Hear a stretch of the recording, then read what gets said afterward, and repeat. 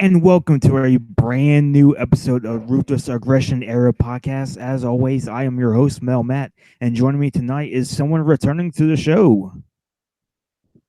Matt, this is my third podcast this week, and of the three, they're all totally different, but I am thrilled to be here and talk a pretty good show. Thanks for being on, George from Two Guys One Oh, Sport. yeah, I How you probably should have doing? introduced myself. I'm George. I'm from Two Guys, One Sport and Connoisseurs of Wrestling, and I am pinch hitting on this podcast. And thank you for the invite, Mr. Matt. Thanks for being on.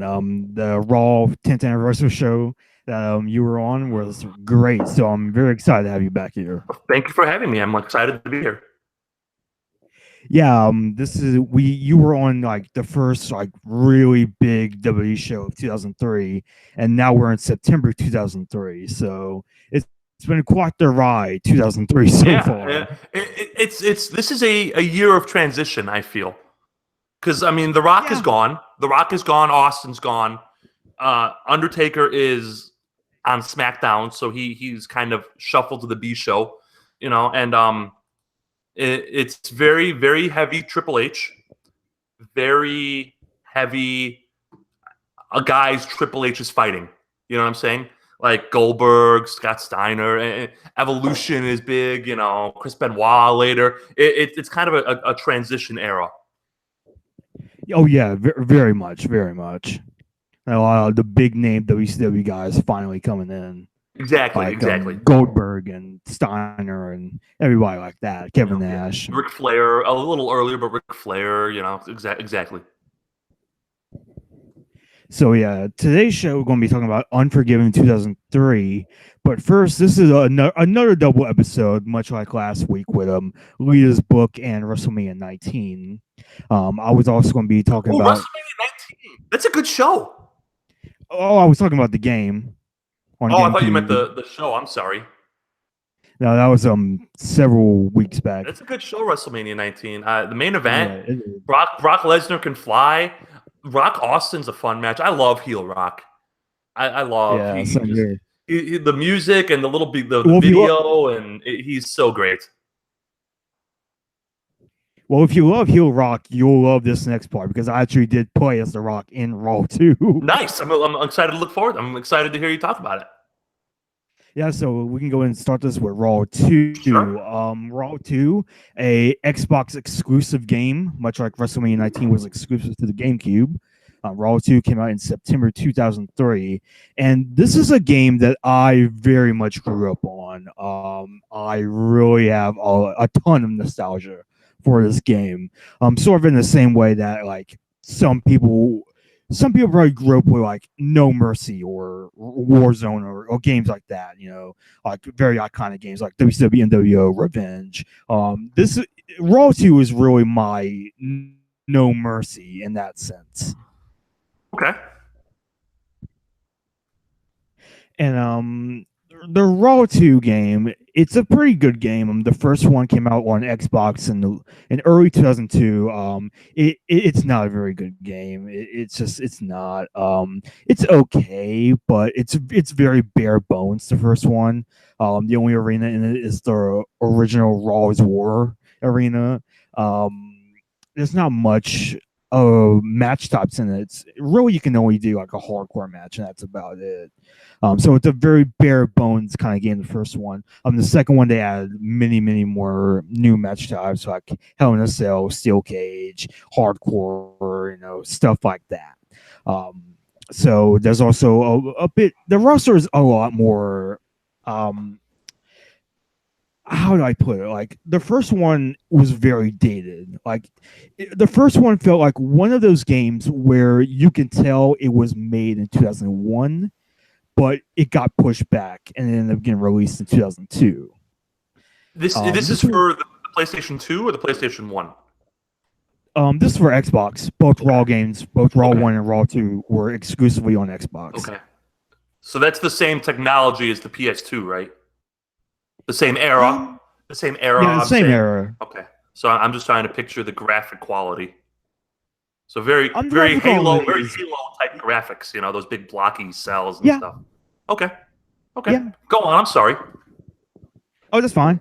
It came out in the same era as like SmackDown and Here Comes the Pain, which I'll be talking about in a couple of weeks. So it came out around that time period. Like the SmackDown games were on PS2; they were PS2 exclusive at the time. It's like every system had like their exclusive WWE games. Like GameCube for a while had the WrestleMania games like WrestleMania 18 and 19. Then later on they would have the Day of Reckoning games that were exclusive to the GameCube. Xbox had the first two Raw games. Then they got WrestleMania 21. PS2 got the SmackDown game. So this was at that point in time where there were exclusive games. And there's not too much of that nowadays. Really, the only one I can think of off the top of my head now is Spider-Man exclusively for the PS4. Which, why, like, why are you not thinking of us Xbox One people? I had an Xbox when I was an undergrad. I'm a little older than you are, so I started college in summer or fall of 2003.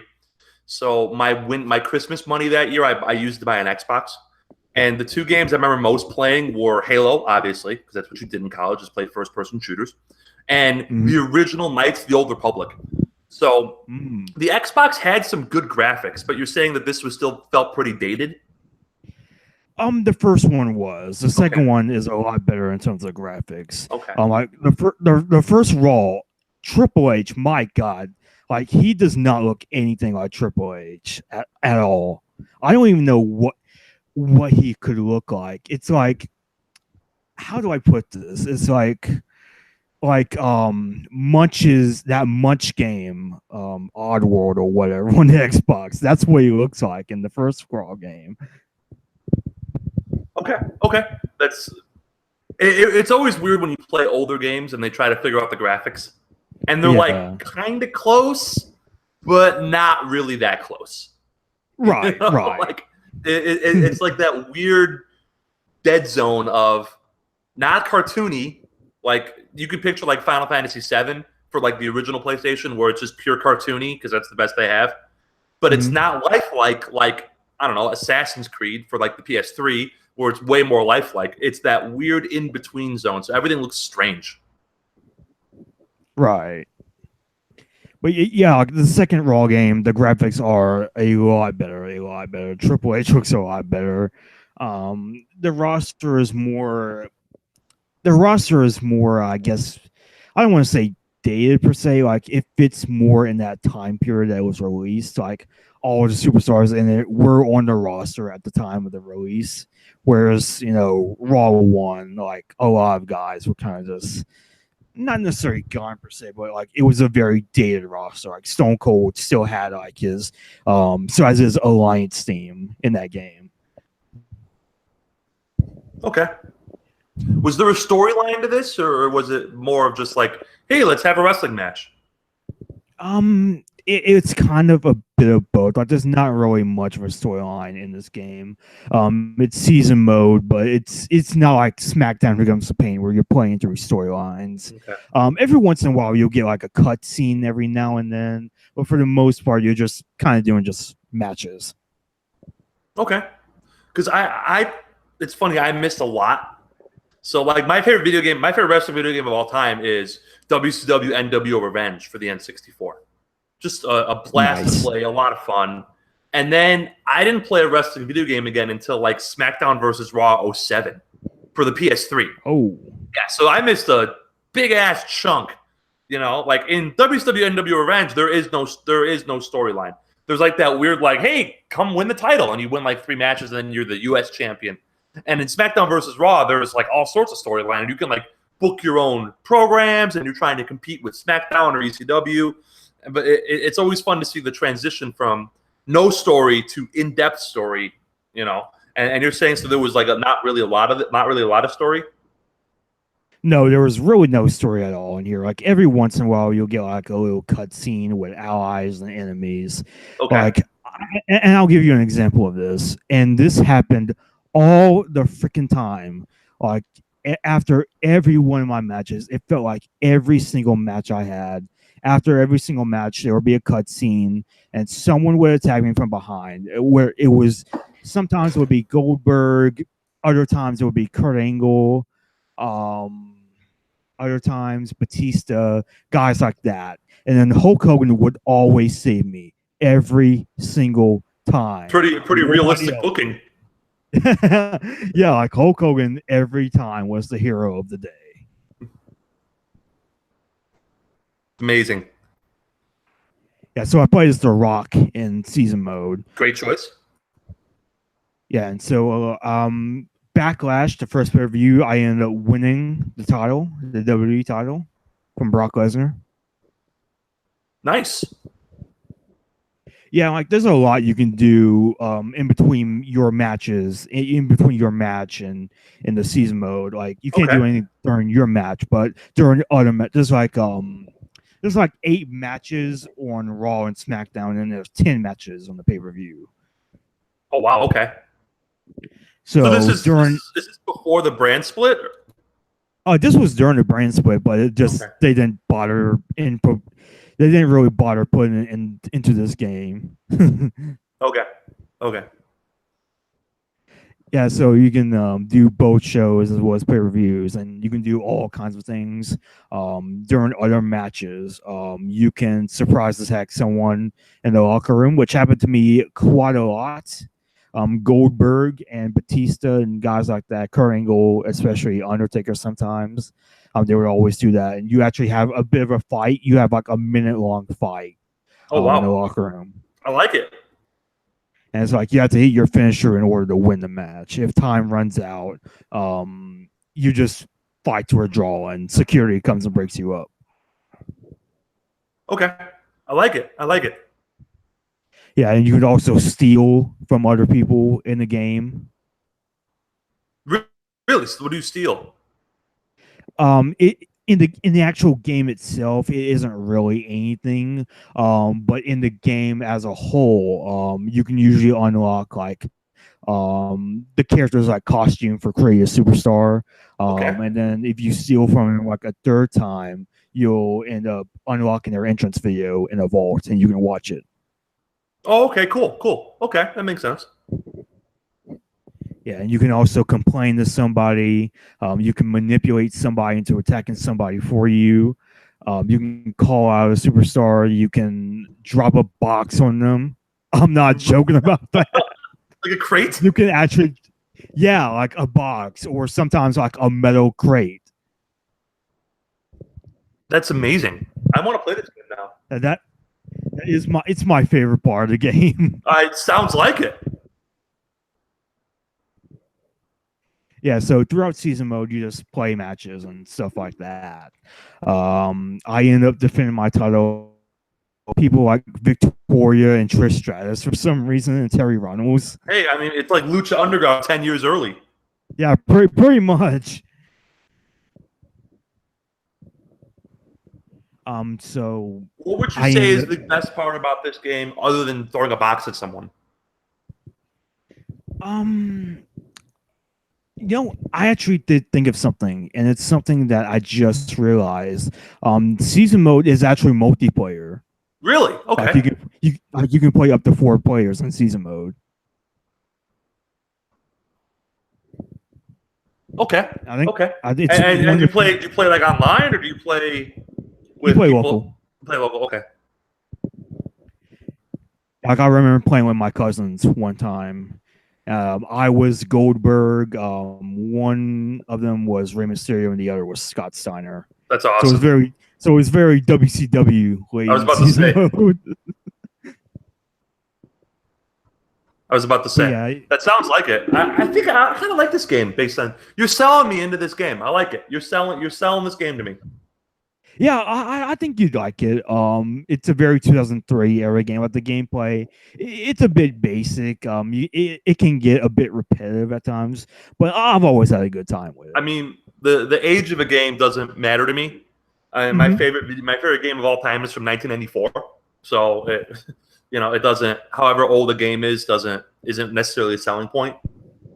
Right. So I may have to check this out. Yeah, and so I ended up winning the King of the Ring tournament. And then I lose my title to Batista in a ladder match, which is a ladder match is just awful in this game. Like you have to jump like up to the title, and sometimes you either get the title or you just hang on to nothing. I remember playing the same company that did WCW NWO Revenge did a WWF game at the time for the N64. Mm-hmm. Same exact game, only the difference was that it was WWF instead of WCW. And you had to try to escape the cage. But the only way you could escape the cage was if your special bar was all the way full. And then you had to climb and hope your guy wasn't like too tired to not escape the cage. It sucked. It really sucked. So I believe I believe what you're saying about the titles and stuff. I can totally see that happening. That being said, I'm not a super huge fan of the current video games. It's like too complicated. Yeah, a little bit. Like especially like the submission maneuver in the game. Again, 2K18 it's a lot better, I think. I have 2K15, maybe 14, and it's tough. It's very tough. It's very tough to just jump in. Yeah, the pinning submission, or at least the kick out and submission. Yeah, can be pretty tough in those games. It's very tough. They have to like hit the buttons in a certain order to do like a move, and it's okay. Like it's not really that enjoyable, you know. So that's kind of why I gave up on that whole the wrestling video games. Just more and more complicated, you know. Right. I pre-order them every year. It's sort of like a tradition for me, because I do like them. They're not perfect, but I do like them. I can have fun with them. That makes sense. Do you have a PS? Do you have an Xbox One or a PS4? Xbox One. Okay. Okay. So I ended up losing my title to Batista in July. But SummerSlam, I gained back the world title. Nice, got your win back. I like it. Yes, against Batista, who very WWF booking. Yeah, like Batista had won, but he had won the W title and challenged for the world title. He lost the W title, but he got the world heavyweight title. So I ended up beating him in a hardcore match at SummerSlam where I hit him with a guitar. That's good. I like it. Very Jeff Jarrett. Yeah, very much. Very Jeff Jarrett. So. And I ended up holding the title until WrestleMania, where I faced Batista yet again, and I ended up winning season mode as world champion. I like it. Nice. Congratulations. Yeah, I mean it's a decent season mode. It's better than what Raw 1 has, which was just literally just a bunch of random matches. Like it was like Revenge, where you play like 9 matches and then you challenge for the title. Here it's just like it feels like a season mode. Like if it had like actual storylines in this, it would have been great. But as it is, it's pretty solid. Nothing wrong with that. Did you regret playing it, or did you enjoy playing it? Yeah. You enjoyed it? Oh yeah, I very much enjoy it. Nice. I think it. That's what counts. I think it still holds up. That's what counts. Yeah. If you enjoyed it, then there's not a damn thing wrong with it. Oh yeah. Plus, you got to play as The Rock and Batista. You can't do that in a modern game. Well, you probably could play as The Rock in a modern game, but you can't play as Batista. No, I don't think you can. I don't think Big Dave is letting the Federation use his likeness anytime soon. No, I don't think so. I think he might have been playable in 2K16, maybe. Maybe. Okay. I think that was the last game it was playable, and I could be wrong. Okay. But yeah. Also, the Creative Superstar, very extensive in this game. Like you can spend like an entire afternoon creating the superstar. Yeah, I remember. I also remember that's a big thing in UFC games too. I had one of the old UFC games. It would take forever to create a superstar. You can get super detailed, and I'm sure it's the same way with the wrestling games too. Oh yeah. I made a Shinsuke Nakamura knockoff before he signed with the company in the game I had. You know, I didn't make him. I didn't make him Asian, but I gave him long pants and a red band, a red armband, and cool like not his Nakamura's moves like very strikes and arm bars and stuff. I was like I spent like 2 hours making him, so that's always a lot of fun when you play those games. Yeah, I think, and one of the best things about this game is that since it is one of the original Xbox, you can actually use custom music for your created superstars. Like the music that you have on the original Xbox, you can use that as a theme for your superstar. Oh, nice. So there were times where I put in Forcible Entry on my Xbox and I had Stone Cold come out to Glass Shatters by Disturbed. Oh, nice. Good call. That's his music with the vocals, right? Yeah. Okay. That's inside you. Yeah. Hide you. So yeah, that's pretty much Raw 2. It was a pretty solid game. It's a pretty good game. Very nostalgic for me, and I think it holds up pretty well. Nice. I'm glad to hear. Yeah. So now we go ahead and talk about Unforgiven 2003. And George, I think this was one of the years where you didn't really watch this era very much. I missed a lot of this. So I've been catching up slowly. Yeah, so with that said, like, what were your thoughts going into the show? Did you think it was going to be a good show, a bad show, in between? I thought it was going to be in between. I mean, I remembered bits and pieces. I remembered the main event. I remember that Goldberg won. I remember that he should have won at SummerSlam, but he didn't. So, but I don't remember much else about this match other than the main event, Right, and I was the same way as well, because I remember this show just kind of being okay. Like there wasn't really much to it. Yeah, I don't remember. I remember it being very uneventful or unmemorable, I should say. Right. So one thing I do like to do on these episodes is talk about both the set design and the theme song. Sure. So first, the theme song, unfortunately dubbed over on the network, but the theme song was "Enemy" by Seven Dust. What do you think of this song? That's very 2003. I thought. I mean, the Ruthless Aggression. They were into that like new metal rock, alternative rock. They were into that whole era pretty heavy. So it just did fit. It fit in. Yeah, it totally did. I like the set design. I like that the announcers were by the entrance ramp instead of by the ring. I mean, I got why, because they were in the match later. And JR was wearing like an Oklahoma Sooners thing instead of his suit.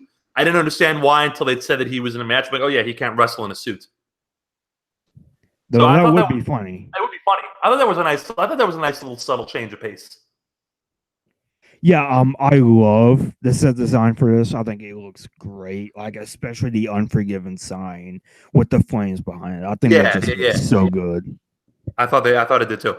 I thought this whole show was presented really well. A lot of the stuff that we hate about modern WWE wasn't here. There weren't those annoying ass camera cuts that we all talk about, like in a modern show. The commentary was great. I thought JR was on top of it. There was a spot in the Shane McMahon match where Shane jumps off the barricade and Kane's supposed to grab him and do something, but he kind of grabs him and slips and like lands funny, because Shane's not very good. And JR covers it up. He talks about how, Kane was going for a power slam, but he didn't get all of it, but he still landed on him, and he's 300 pounds, so it took the wind out of him. And I'm like, that's a good job. That's what your commentary should be doing, is covering for your wrestlers' mistakes. So it felt nice to watch JR have his fastball. It was like the good old days, Yeah, I think both he and King were pretty good on commentary for the most part. Yeah, exactly. So we go into our opening match for the second month in a row. These guys are opening up the show. The Dudley Boys versus La Resistance for the World Tag Team Championships. But there's only one problem. We're it's missing a tables someone. match, And it's a handicap match. It's a handicap tables elimination match. And what ends up happening is that Devon gets put through a table right away, and then Bubba fights off all 3 heels. Yeah, I was surprised Devon got eliminated so early. He got eliminated right away. Like, super early. It was, they hit the Wazop and they hit all their spots, and the next thing you know, Devon's out. So, it's... The Dudleys were the faces. La Resistance were the tag champs. I thought it was okay. I mean, the crowd was happy because they wanted the boring-ass tag team title reign of La Resistance to end. You could tell La Resistance wasn't over at all. Like, crowd just wanted nothing to do with them. The rules of this match I thought were kind of weird. What did you think about that? They were a bit weird in the sense that, like, eliminated guys were still helping. Mm-hmm. And it was anything goes, but they were tagging in and out early. Yeah, that's one thing I did notice. It operated like a normal tag match. Yeah, just make a decision. Either it's anything goes or it's a normal tag match. Yeah, I mean, it didn't really bother me too much, but it was something I did notice. I was like, that's weird. Exactly. What did you think of this match? I thought it was a pretty solid opener. I think the SummerSlam match that they had a month prior was better. But this was still a solid way to open up the show. You send the crowd. The crowd is happy immediately. The Dudley Boys take the win and the titles for the good old US of A. And our Resistance, I mean, they were over kind of, but they were over in the sense that they're foreign heels, and foreign heels will always get a reaction. Yeah, but for better or for worse. Yeah, there's always a ceiling though to how over foreign heels can get. It's right. It's dependable heat, but it's pretty cheap heat. Yeah, that's the thing. It is cheap heat because it will get a reaction every time, even if the gimmick itself isn't really that good. Like, if you are a foreign heel, you will always get booed. I mean.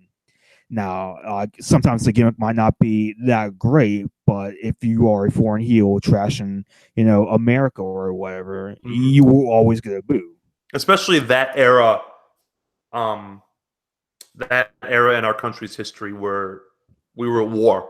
It's super easy. And an unpopular war, an unpopular government, it's super easy to get cheap heat that way in an era like that.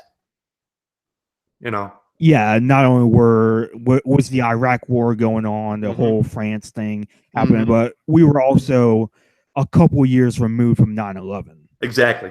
Like almost like 2 years, barely 2 years. Yeah. This was what, September?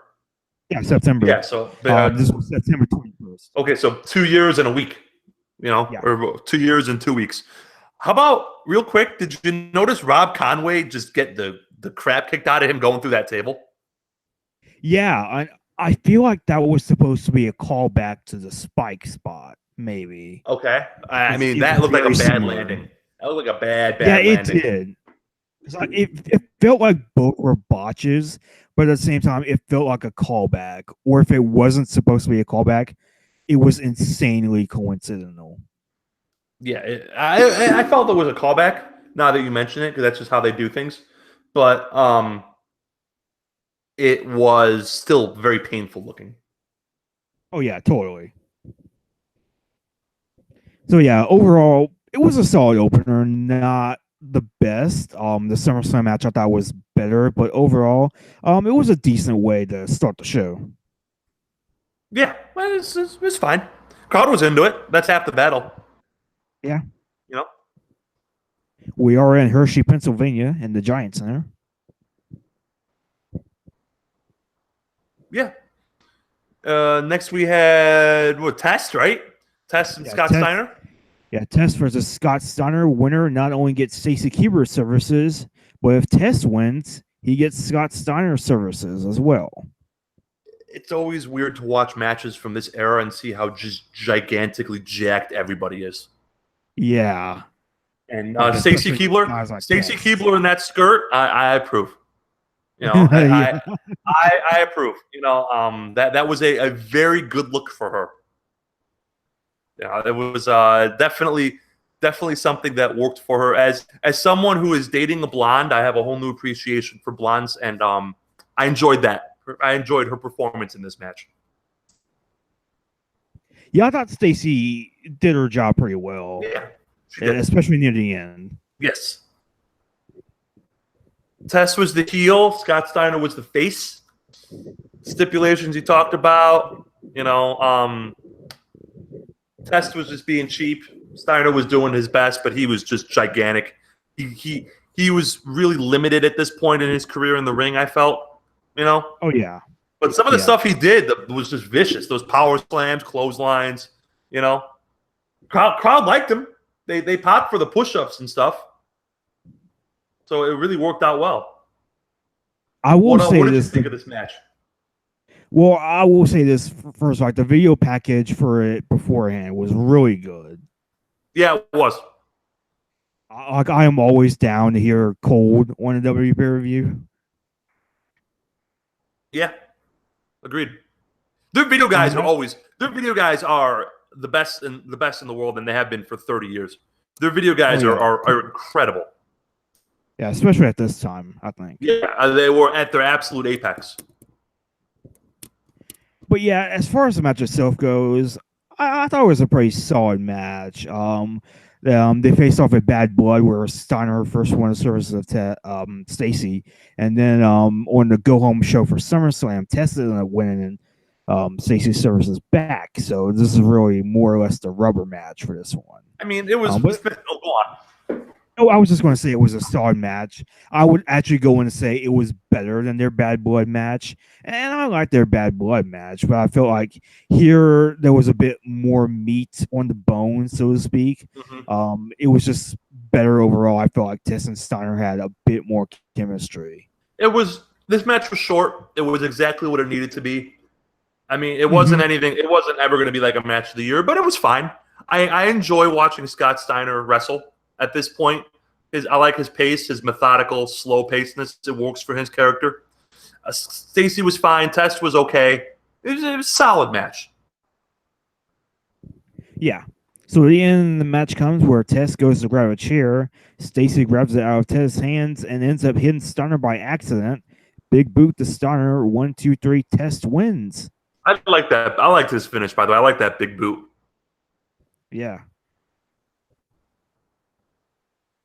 So some interesting. It will be interesting to see where we go from here. Yeah, I don't know if we ever really see anybody else. We will see Tess and Steiner again on a pay-per-view, but it will be a bit of a while from now. I always thought Steiner was kind of wasted in this company. I thought he should have been a heel right away. He came in as a face. He had that excruciating match with Triple H at the 2003 Royal Rumble. Oh my God! It was just a disaster on every level. And you can't have a bad match with Triple H and expect to be somewhere in the company, especially then when he was the king of politics. So it just, okay. He never really had a chance after that. I thought he should have been a heel right away, though. Him as a babyface was just kind of dull. He's much better as a heel, as a natural heel. Yeah, he actually does turn heel after this, like a month after this. Too late, though. Yeah, it was too late, but it's always weird to see young Randy Orton. It is. He is leaner, tanner, and more tatted up now. Looks like a different person. Different trunks, different boots. His hair is sometimes different. Sometimes he has a beard. He has different music, you know? So a different way of handshaking. A different way. Well, that's the same way. The only thing that's the same is the RKO. Yeah. Everything else about this guy is totally different. So it's always kind of jarring to see younger Orton, you know? It really is. Like, it is like watching a completely different character. Mm-hmm. I apologize for this pun, but the evolution of Randy Orton, you know? Oh, yeah, totally. What was your general impressions of this match? Yeah, Randy Orton versus Shawn Michaels. I love this match. I thought this match was so great. I enjoyed it. It was good. I mean, Shawn Michaels is the master, and Orton is athletic enough to keep up with him. Yeah. I like the beginning with the chain wrestling to start. That's not something you see a lot of Shawn Michaels matches, but it reminded me of a match where Shawn Michaels and Batista had a match in like April or May of 2008, right after Flair retired, and Michaels was breaking out like short arm scissors and cool chain wrestling stuff. That it's always good to see him do that stuff again, you know? Yeah, totally. Yeah. So I mean, if you didn't know that Shawn Michaels was one of the best ever, this match would certainly tell you. Yeah, we get some good psychology in this match as well. We did. We absolutely did. Randy Orton working over Shawn Michaels' arm after some interference by Ric Flair. I thought Rick did his job well too, by the way. Yeah, he kept getting knocked on his ass all the time in this match. A bunch of great bumps in this match. You know, how about Orton going up top and Michaels hitting that atomic drop to counter it? I love that spot. That was brutal. I know, I loved it. I mean, this was just a good old school wrestling match. And you know. Oh yeah, totally. It was very old school. It depended a lot on psychology, and sometimes a match can work. Sometimes a match like this can work given the right psychology. How about the sweet chin music countered into the RKO for the near fall? That was a great near fall. Yeah, that was great. Where Flair is losing his mind on the outside and the crowd's going crazy. That was a really good near fall. I just wanted to point that out. Another thing I loved, and this is something I talked about yesterday on my own show, how about Shawn Michaels selling the arm the entire time? Yeah, that was great. A lot of wrestlers sell when they're on defense and don't sell when they're on offense. But Shawn, I mean, the Masters sell the entire time, and it was very refreshing to see. Seth Rollins, I'm talking to you, my friend. Take notes. You know what I mean, Metal Matt. Cool finish. Protected Shawn, got Orton over. You know, now you can run around and say he's the legend killer, even though he won with the brass knuckles. Yeah, the finish of the match comes where Shawn Michaels hits sweet chin music on Orton, and Flair at the very last second is able to get Orton's foot on the ropes. Yeah, great timing there. Yeah, we do actually see a lot of rope break things tonight. We do. Almost overused, I'd say. Yeah. One of my favorite rope break things, and it's something out of the Ric Flair school, is when Ric Flair was in the Horsemen, he had J.J. Dillon as his manager, and J.J. Dillon would push the bottom rope towards guys so that they could grab onto it. You know what I'm saying? And then he would let go and hold his hands up like, I didn't do it, ref. I didn't do it. Even though everyone would know, oh, man, you know, what are you talking about? I didn't do it. He's holding his hands up. Do you remember the Shawn Michaels JBL feud? Or JBL, where Shawn Michaels was broke because the economy went belly up, so he had to work for JBL. Oh, yeah. Like, oh, wait. You remember that? Shawn Michaels wrestled, God, who did he wrestle? Like late 2008 on a pay-per-view. And, man, but JBL did the same exact thing. And I was watching with my dad, who's been watching wrestling for 40 years. My dad's in his 60s. He's been watching wrestling since the 70s. And he pointed out, and he said, that's exactly what J.J. Dillon used to do. And Michaels was wrestling Cena because he was in an STF. Or he was in an STF. Right? And Michaels is clawing for the ropes. And he's wrestling Cena, and he's clawing for the ropes. And JBL just pushes the bottom rope towards him just to give him that little bit of that extra inch. You know? Like, that's the little things that matter. I love that stuff. Yeah. Sorry to go on a tangent there, but that's a good match, by the way. That whole thing where Shawn Michaels has like no money, you think it could be a disaster, but it really works. Shawn Michaels makes it work, and JBL's just the dick face that you want to see Michaels just punch him in the face. So, I mean, I was never very much of a JBL fan. No, but he worked here. He was okay. Yeah. So, Yeah, so the finish of the match comes where while Shawn Michaels is arguing with the referee, Orton is handed brass knuckles by Ric Flair, and Shawn Michaels goes to pick him up for a suplex, and Orton just constantly knocks him with the brass knuckles, and Orton ends up pinning Shawn Michaels to win the match. Yeah, and like I said, it kept everyone's heat, and it was a good match. I enjoyed it a lot. I really enjoyed it. Yeah, I really enjoyed this match. It was a great match. What's next? Well, I think we also do go backstage a bit where La Resistance is in the trainer's room, and Chris Jericho says that he is going to stand up to Stone Cold Steve Austin. Yeah, and because someone has to. I thought Jericho was pretty good here. This led to something in Survivor Series, right? Yeah, it did lead to a 5-on-5 traditional Survivor Series match.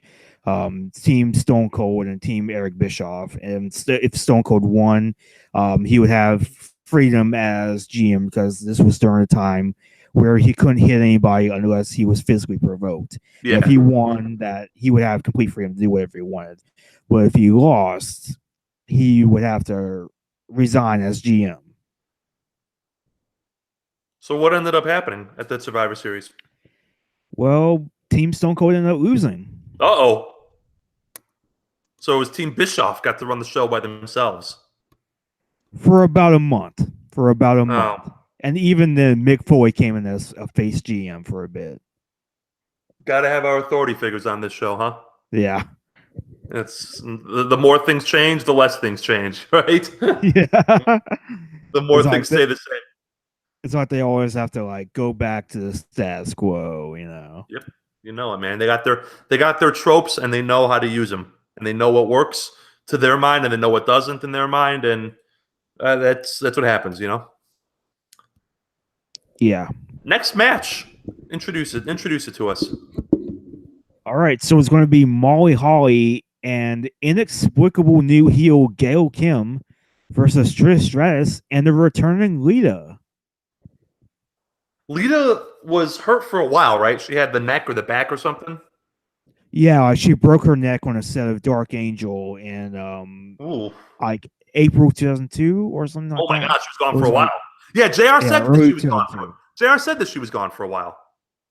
Yeah, she was out for over a year. During that time, she was doing commentary for Sunday Night Heat, and they also did an angle where Lita refused to pose for Playboy, and she ended up getting fired by Eric Bischoff. But around here, she gets rehired by Stone Cold, returns on the Go Home show for this show, Unforgiven, and she saves Trish Stratus from Gail Kim and Molly Holly, and that's how this match goes on. Okay, that makes sense. Yeah, Gail Kim, a new heel. She ended up winning the title on her first night, and after losing the title, the Molly Holly a few weeks later, she ends up turning heel on Trish for no reason at all. It's such a fast heel turn for her.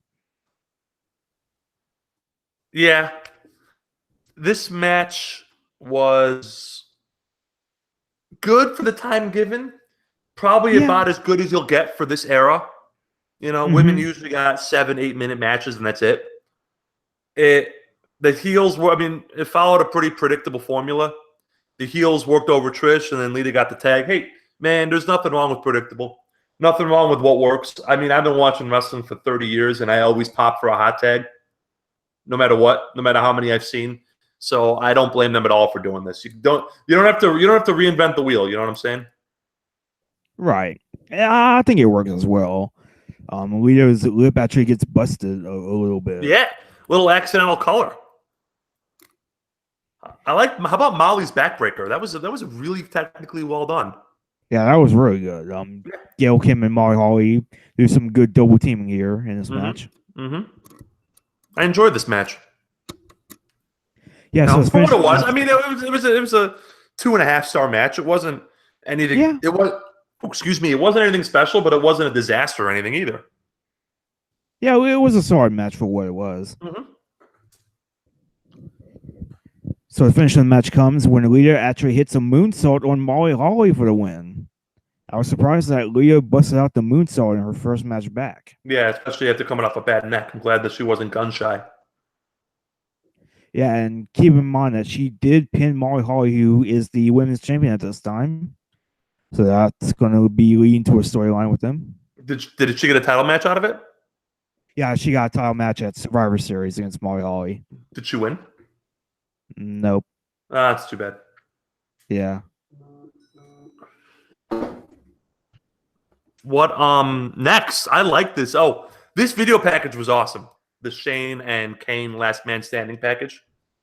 It focused on Kane losing his mind after the match. After he lost his match, beating people up. He lit JR on fire. Hit Linda McMahon with a tombstone. Looks like I missed a lot of action.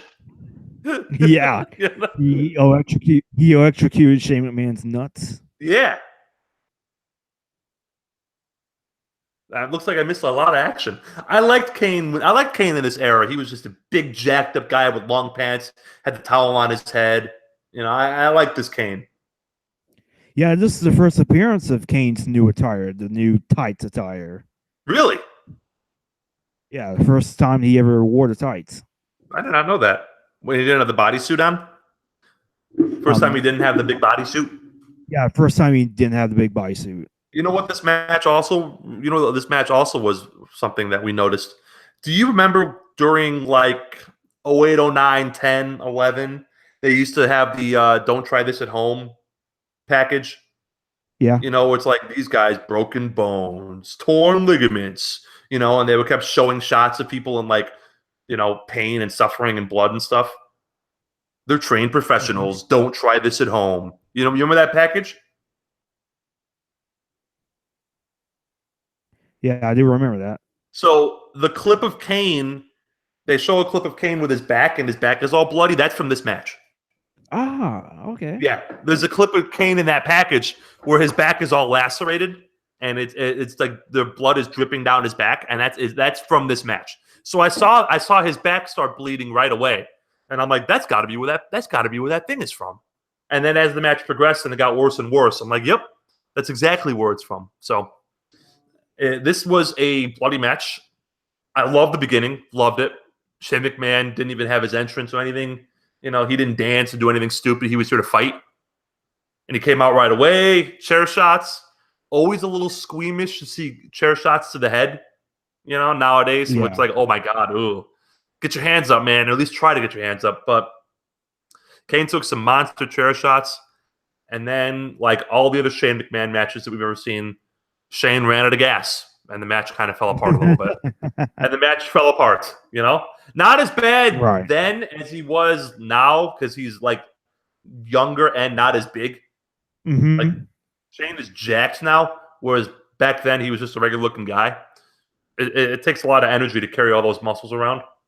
So, but, yeah, I enjoyed this match. It's just guys beating the crap out of each other. Not a damn thing wrong with that,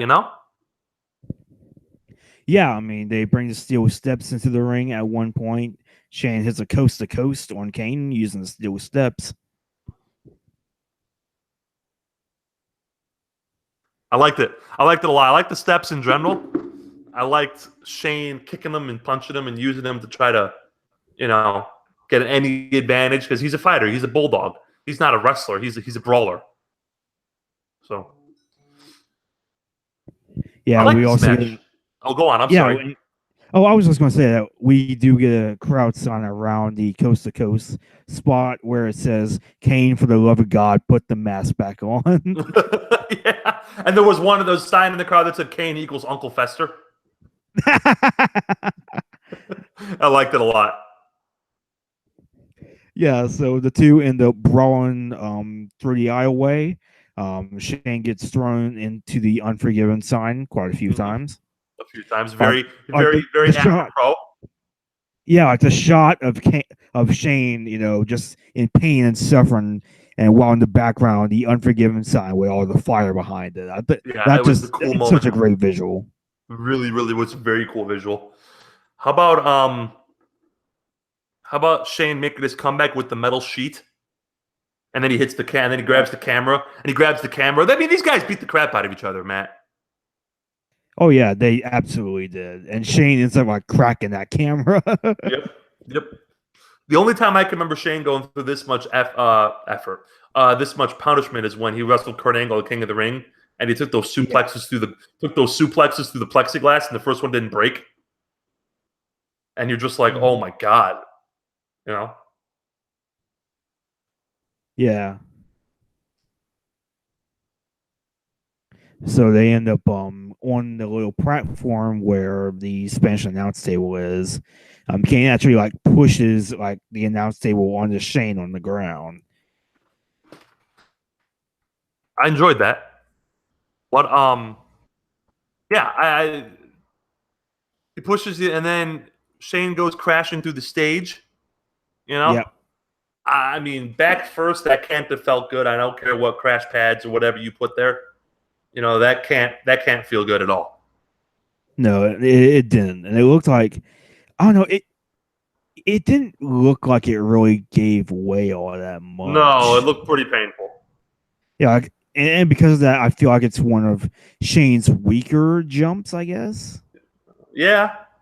At least in that sense, in the sense that like it didn't feel like it gave way all that much. No, it didn't. There was not a lot of give there. Yeah, so Kane ends up winning this last man standing match. Great match. My favorite match of the night. I thought Oh this yeah, was mine too. so entertaining. Mine too. Mine too. I thought this was a lot of fun. I may actually talk about this match in my match of the week on my own show. Oh, nice. Yeah, I like this match a lot.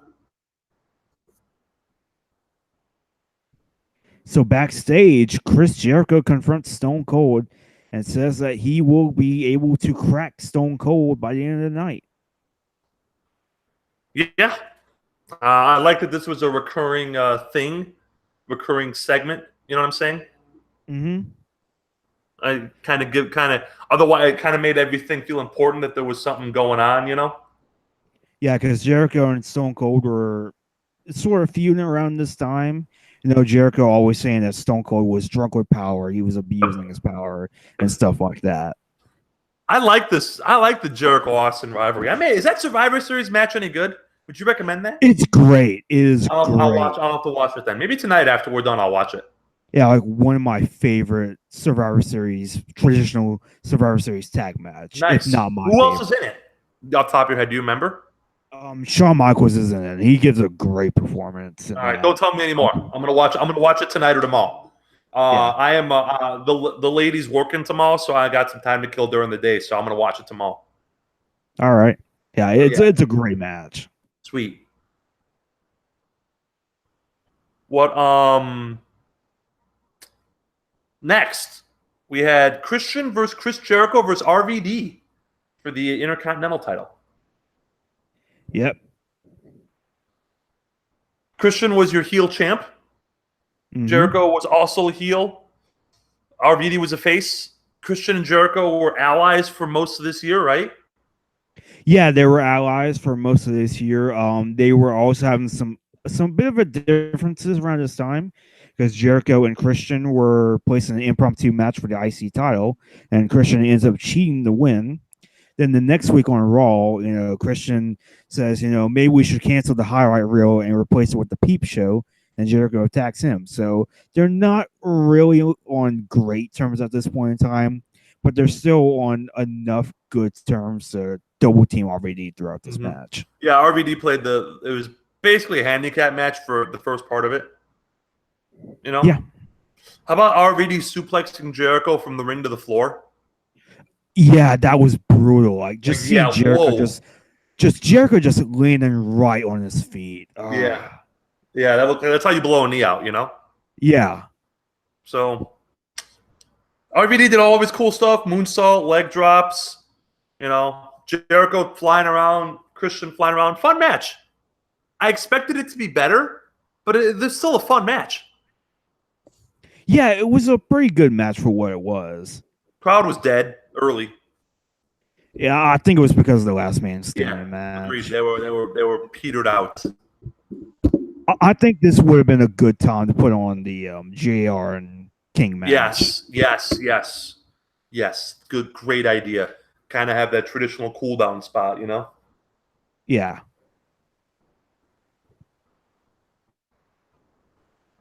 So RVD hits a double 5-star frog splash, or maybe like a 10-star frog splash. 10-star frog splash. Big Dave would approve. 10 stars in the Tokyo Dome, Yeah.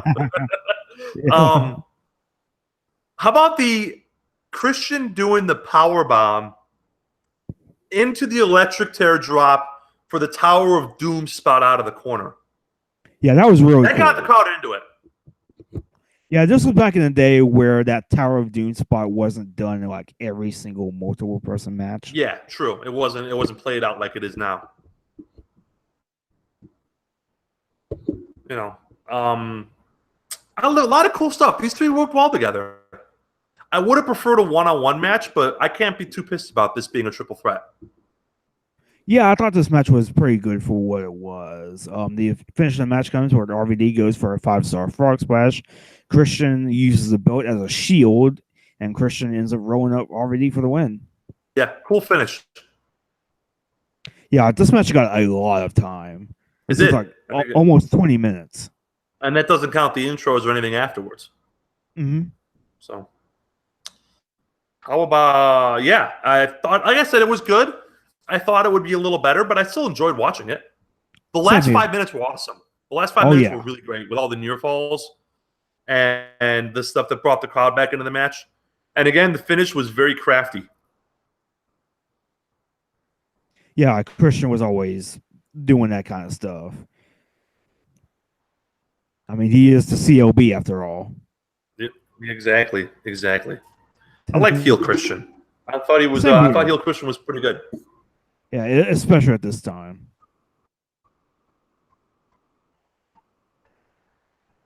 So next match, oh god, this match. Yeah, this match was JR and Jerry Lawler versus Al Snow and Jonathan Coachman, and the winner get to be the Raw commentary team. Crowd didn't care at all. This match was weird because there was no announcing. Yeah, there was no commentary, which is weird. It was so strange. Lawler is an all-time great, so I thought he was fine. Coachman and Snow were pretty bad. Jim Ross was pretty bad. This was painfully bad to watch, and it got like 9 minutes, which is about 6 minutes too long. Yeah, because you do hear some faint, boring chants during this match. Yes, and they also chant. We wanted JR. Yeah, they chant "We want tables" at one point. Yeah, it's just a JR kicking Al Snow in the balls. And then that clothesline was pretty awesome. Yeah, JR got a great reaction when he tagged him. JR, man. Who doesn't love JR? Well, Vince McMahon doesn't love JR. But otherwise, who doesn't love JR? Yeah, so the finish of the match comes where JR is just clobbering on Coach. And then all of a sudden, Chris Jericho from behind drop kick the JR. Coach for the win. 1, 2, 3. Coach and Al Snow are the new commentators for Raw. And how long did that last? 1 week. So we got this dog shit match for a 1 week stipulation? Yeah. Ugh, God. Because the next night on Raw, Stone Cold is like, I'm going to do what should have been done last week. Because next week, it's Coach versus Jim Ross in the match. Oh, God. Because that's what it was originally going to be, this match. It was originally just JR and Coach in the match, and then Eric Bischoff changed it to a tag match with the Raw commentary team on the line. And I think that match ended up being like a country whipping match. Yeah, I'm good. I don't need to watch that. Yeah, I'll watch this. Pretty bad. I'll watch this Survivor Series match. Because that sounds great. I ain't watching no country whipping match with JR and Coach. This match sucks. Yeah. Good. This match is by far the worst on the card. It was painful to watch. Yeah, you know what? Oh, go on. I'm sorry.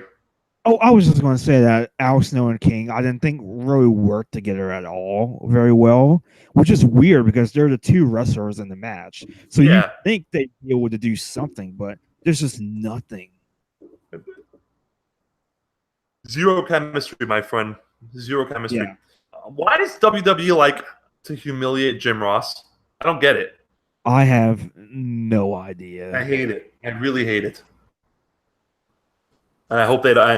I mean, I, I, I just. It's very tasteless in my view. Yeah. So that match had zero chemistry, you say? I did not like this match at all. I thought it was very bad. Yeah. So speaking of zero chemistry, it's time for the main event. Goldberg versus Triple H for the World Yeah. Heavyweight Championship. If Goldberg loses, he has to retire. If Triple H gets disqualified or counted out, he loses the title. The problem is nobody thought Goldberg was going to retire, so there wasn't a lot of heat in this match. Yeah, there's no story to this match at all. The other problem is that the this match went Elimination Chamber match happens. Oh, like the Elimination Chamber match happens, and after that, Goldberg, Triple H just wants Goldberg out of WWE. Like, there's nothing to this storyline at all. Like, it feels very rushed. I think It was. It's funny. I thought this match was both rushed and too long at the same time. Yeah, that's exactly what I was We thinking. get spoiled with the Goldberg squash from WrestleMania last year. You know, like and the other quick stuff. And this match wasn't that long. I think it was 15 minutes or so. I think so. It wasn't But as long as you think. it felt long. You know what I mean? It may have only been 15 minutes, but it felt like it was 20 minutes. And when you have Triple H who can't move because he's got a bad leg or bad groin, and Bill Goldberg who was never a great in-ring worker to begin with, like it's just this was the version of Bill Goldberg that failed. Yeah.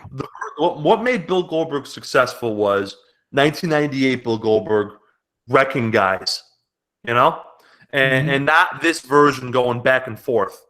And I'm glad that when Goldberg came back in 2016/17, he was back to being the 1998 Goldberg, who was just destroying people, destroyed Brock, destroyed Owens, and then lost to Brock, and it was great.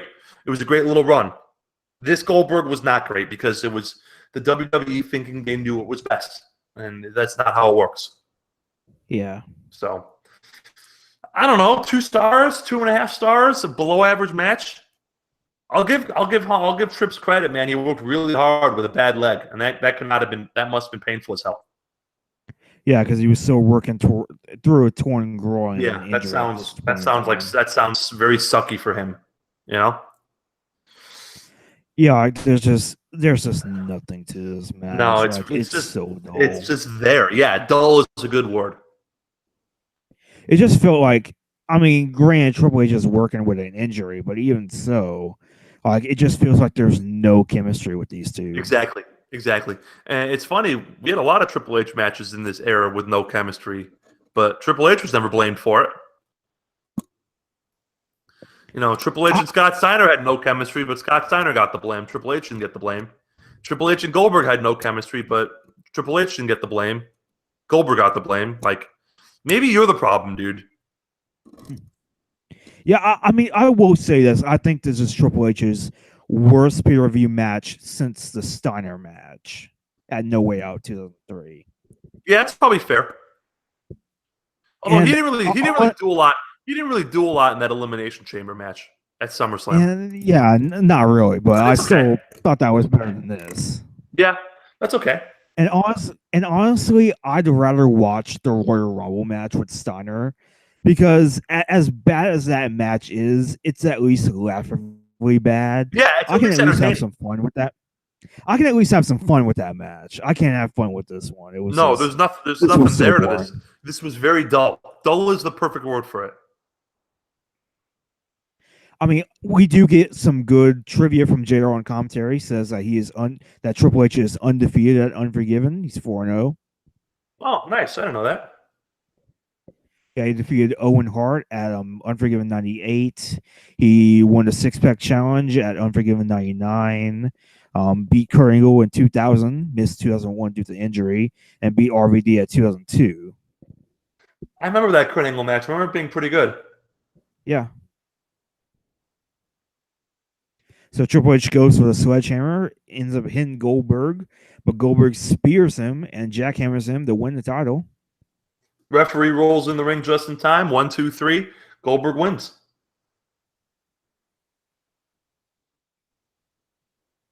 Yeah, I feel like not necessarily too late per se, but it's not as big of a deal as it probably would have been if it had happened at SummerSlam. It should have happened at SummerSlam. Yeah, More people were watching. It was a bigger moment and a bigger deal. And you could have protected Triple H because he had the bad leg, you know? And right. it was just foolish that they did not do that at SummerSlam. So this was a dull match. Very bad match. Yeah, very dull. Bad caper to a good show. Yeah. So with that said, overall, what do you think of the show as a whole? I had 3 stars out of 5. I mean, hard to rate it any higher with a pretty dull main event, and that JR match was just a disaster. But everything, if you stop watching after the last man standing, this is a really good show. Yeah. The problem is the last 2 matches kind of take it down a couple notches. Yeah, like that's what I was going to say as well. It's a really good show that really does lose steam by the end of it. Like the last 30 minutes or so, really does lose steam. But honestly, other than those last 2 matches, this was a really good show. This was better than I remembered it being. Yeah, it was better than I expected it to be. Much better than I expected it to be, actually. Yeah, you get some really good matches here. You get Orton and Michaels just putting on the clinic. You get a crazy ass last stand match with Shane and Kane. Yeah, absolutely. Even the triple threat match is pretty good. Yeah, it was. It was especially the last like 5-6 minutes of it. Yeah, so overall, I would say this is a good show. Yeah, I enjoyed it. It didn't drag, my friend. Didn't drag at all. Yep, so I think that just about does for this episode. Hey, oh, go on. I'm sorry. I was going to ask you what happens next? When does Triple H get the belt back? He ended up getting it back at Armageddon 2003. And that's what, like 2 months from now? 2-3 months or so in December 2003. Okay. And then he loses it again at WrestleMania to Benoit, right? Yeah. Okay. All right. I appreciate the update. Thank you, sir. Yeah.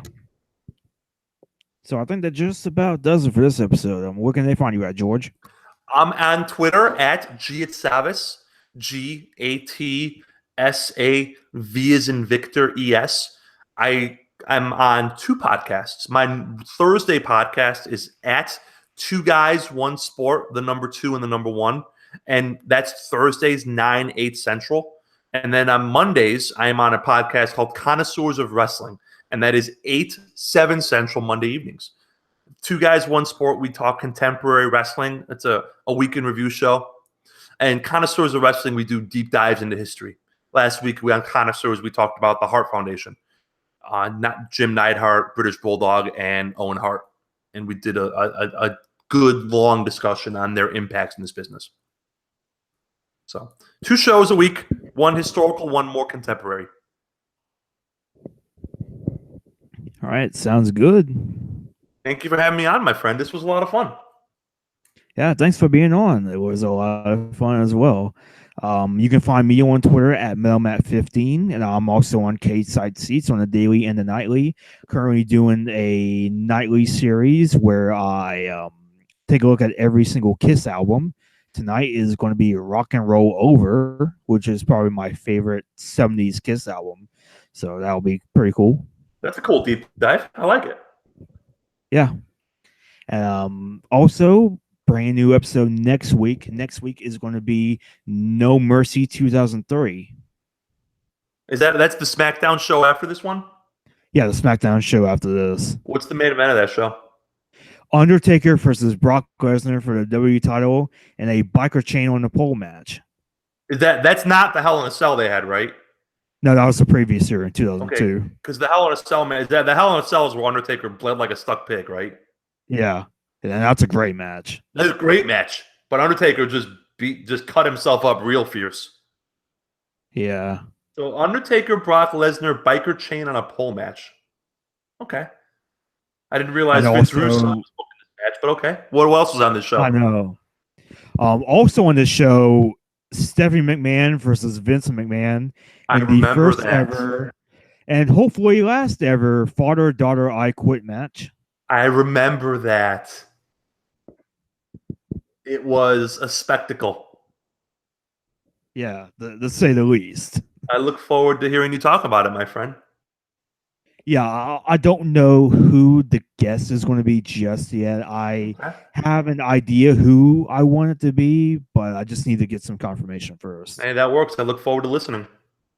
Yeah, it should be an interesting episode. It's good because, like I said, I did not watch this stuff live, so listening to you recap it is really informative. Yeah, I'm really enjoying going back and watching all of these again because I grew up a lot on this era, so it's nice to kind of go back and get a good sense of nostalgia watching all of these shows again. And a lot of podcasts and reporters do the Attitude Era, but I feel that this era is underserved in the wrestling community, and the in ring is much better. Oh yeah, totally. Much, especially top to bottom, way better. So it's good that you're out. It's good that you're out here, my friend, doing these shows. They really deserve the love that you're giving them. Yeah, totally.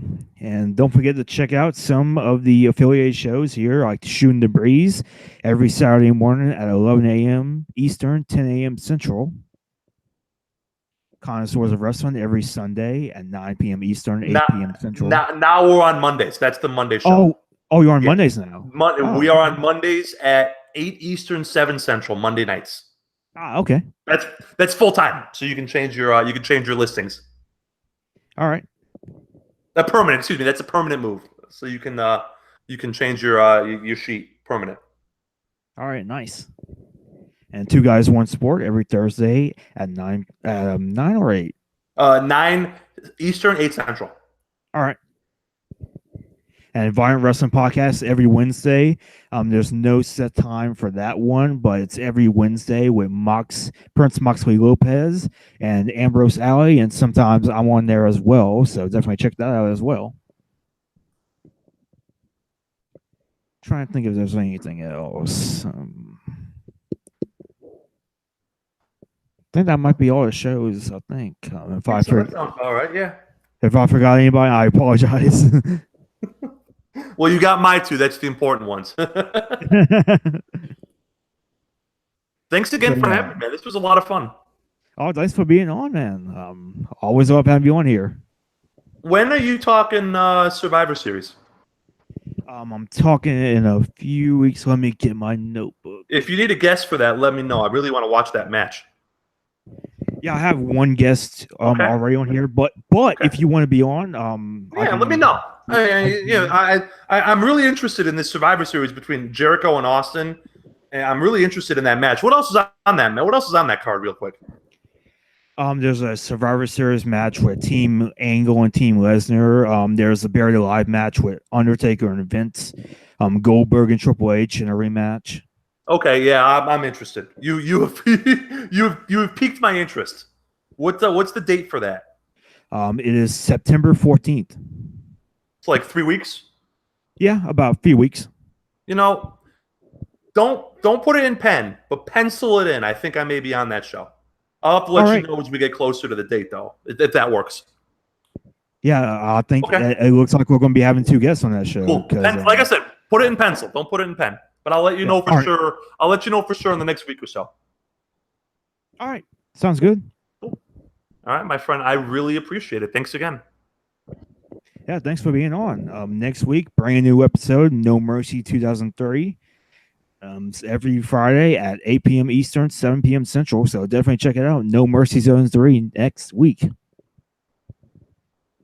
So that is all for the Ruthless Aggression Era podcast this week. And we'll see you all next time.